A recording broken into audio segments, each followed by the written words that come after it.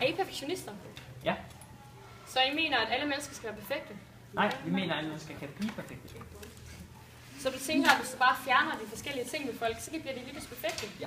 Det jeg mener er ikke, at vi skal skabe et barn, der er helt op, helt blå øjne, helt vildt høj og helt vildt muskuløs. Jeg mener, at vi skal tage genetiske sygdomme, som tager folk igennem livet. Talblind. Alle de her ting er ting, der er skrevet ned i vores genetiske koder. Vi har fået det fra vores forældre af. Hvorfor skal vi ikke have ret til at gå ind til de forskellige mennesker og sige, jamen, jeg vil ikke have, at mine børn skal gå til eksempel det samme mareridt, sidde hver dag, skulle sprøjte insulin ind i deres egen krop, skulle ødelægge deres egen krop med medicin. Mange psykiske sygdomme, mange fysiske sygdomme er skabt af gener, der simpelthen er faldet forkert sammen. Hvorfor skal vi ikke have lov til at rette mennesker op, gøre menneskets liv bedre? Nu mener jeg, at evolutionen er en ting, der gør naturlig udvælgelse. Men vi har ødelagt naturlig udvælgelse. Vi har fundet respiratorer, vi har fundet plejehjem.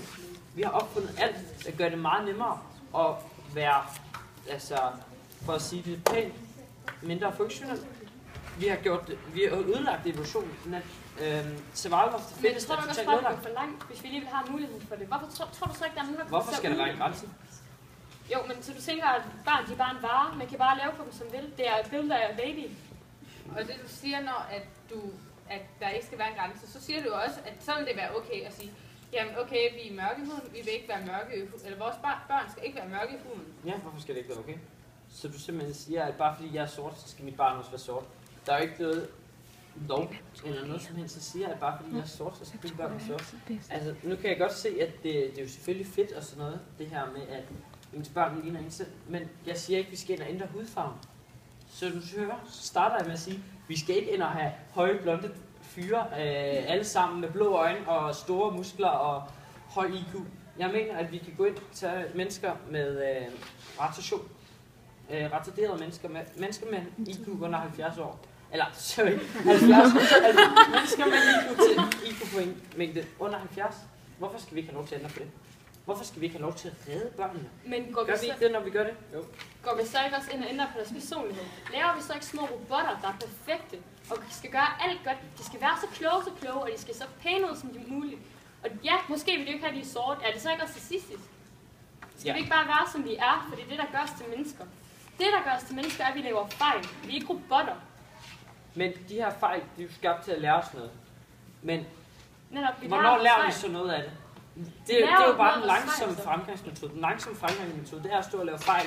Lige så stille, så begynder... Normalt, så havde vi mennesker jo nok ikke overlevet ned i Afrika.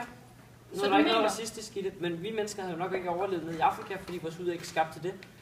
Så på den måde, så er sorte mennesker overlevet dernede, og hvide mennesker overlevet heroppe. Så du mener, at den måde, man løser problemet på, det er ved at fjerne problemet? Ja. Er det ikke måde, man takler et problem på ved at fjerne det? Problemer er jo til for at blive løst, ikke? Ja, men det er jo ikke en løsning, hvis man bare fjerner det. Så opstår det jo på en anden måde. Så kommer der igen det her med robotter. Hvad er problemet bag en robot? Hvad er problemet bag en ting, der... Er du så et menneske? Vi sidder ikke og genetisk modificerer menneskets måde at tænke på. Vi genetisk modificerer menneskets måde at blive opbygget på. Okay. Og vores opbygning er ikke vores tankegang, det er vores miljø. Så skal vi ind og give dem alle sammen sådan en bestemt børnehave, hvor de alle sammen sidder og kører en Lego-klods op på samme tid, kører en anden Lego-klods op på samme tid. Det er jo ikke det, vi har tænkt os. Ja. Det, der er med det her med designbørn også, det er, at nu siger, for at man kan ændre i det her gener, det kræver jo også en pæn stor sum penge. Vil det ikke også betyde, at der kommer kæmpe stor forskel på dem, som har penge, og dem, der ikke har penge, i og med, at de rige, de vil jo bare sige... Er der ikke noget forskel? Jo, men det vil det ikke gøre forskel. Har de ikke allerede bedre hospitaler privat? Vil det ikke skabe en... Hey, jeg snakker vil det ikke skabe en elite af supermennesker, og så en bund af helt almindelige folk, som så bliver uprofessionelle og ikke overhovedet vil kunne få noget som helst arbejde. Så bliver de måske udstødt. Ja, men hvis vi nu har en kæmpe masse supermennesker, der bliver ved med at lave flere og flere supermennesker, og vi har en masse... Lad os lade være med at kalde dem supermennesker. Lad os kalde dem mennesker, for de er jo mennesker ligesom os. Der er ikke noget forskel. Det er genetisk kodning. Det er det samme som hvis jeg siger, der er noget forkert med din genetiske kode. Men de er jo ikke mennesker, hvis vi går ind og ændrer så meget på dem, at vi ændrer alle deres fejl. Jeg ændrer fejlen, som for eksempel sukkersyge. Vi tager sukkersyge. Jeg er 14 år gammel. Jeg er nødt til at komme hjem hver dag. og jeg er nødt til at regulere mit insulintal. Jeg må ikke spise kage op i skolen, når folk har fødselsdag. Jeg kan ikke rigtig til til børnefødselsdag, fordi slik og sodavand er en del af det. Klassens, der er